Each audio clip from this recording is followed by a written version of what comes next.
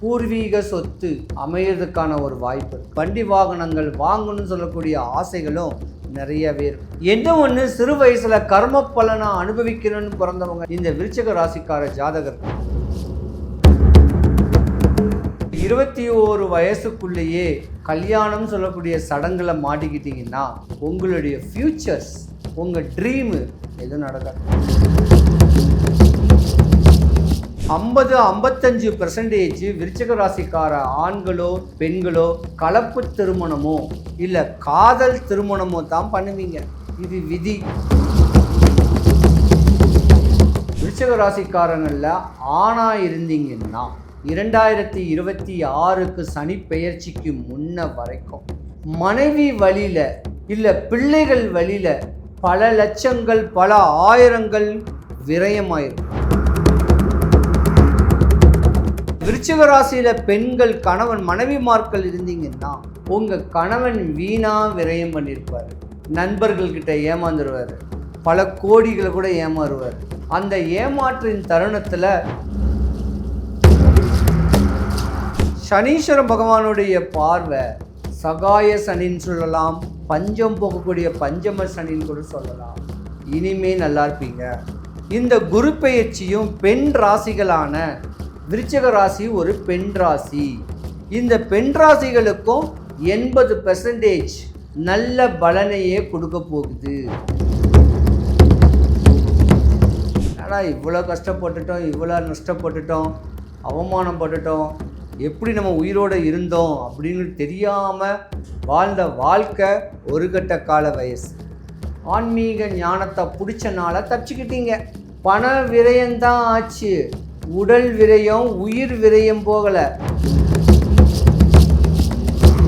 2026 ஜூலை மாத 12 ராசிகளுக்கும் உண்டான பலன்கள் பலவீனங்கள்.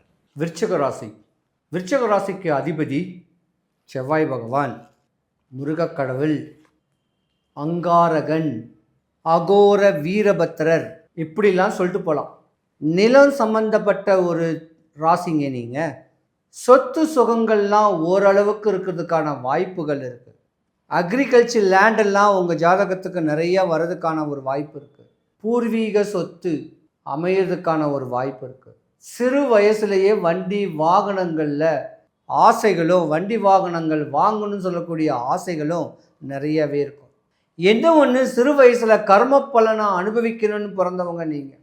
ஒரு சில ஜாதகர்கள், அதாவது இந்த விருச்சிக ராசிக்கார ஜாதகர்கள் காவல்துறையில் நிறைய பேர் பணிபுரியலாம், இராணுவத்தில் பணிபுரியலாம், அரசியலில் பிரவேசம் பண்ணலாம், கலைத்துறையில் பிரகாசிக்கலாம், டாக்டராக கூட நீங்கள் ஆகலாம். அப்படியாம்பட்ட ஒரு தருணம் நிறைஞ்ச ஒரு ராசி நீங்கள் தான்.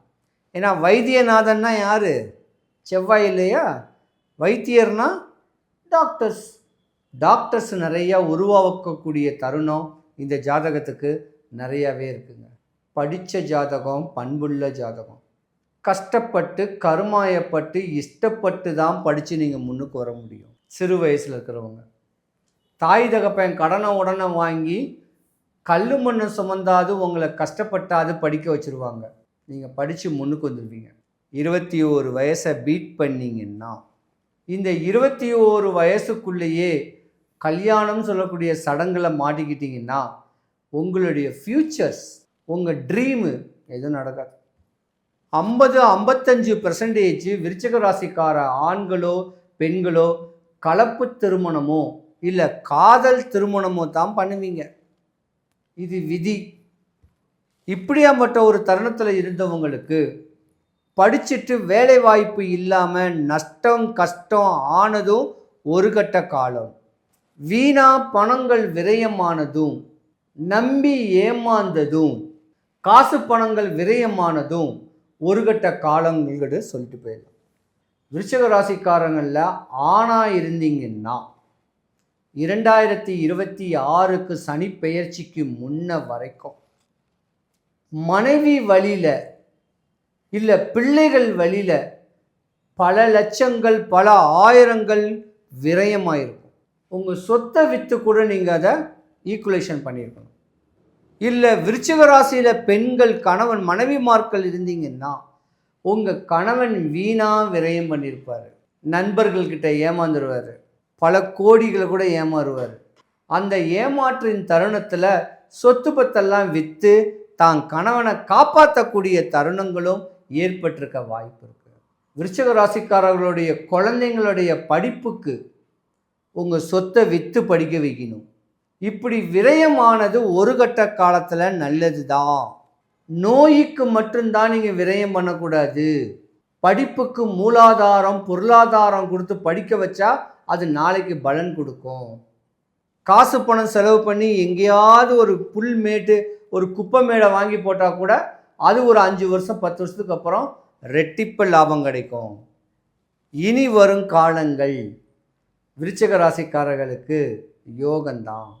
சனீஸ்வர பகவானுடைய பார்வை சகாய சனின்னு சொல்லலாம், பஞ்சம் போகக்கூடிய பஞ்சம சனின்னு கூட சொல்லலாம். இனிமே நல்லா இருப்பீங்க.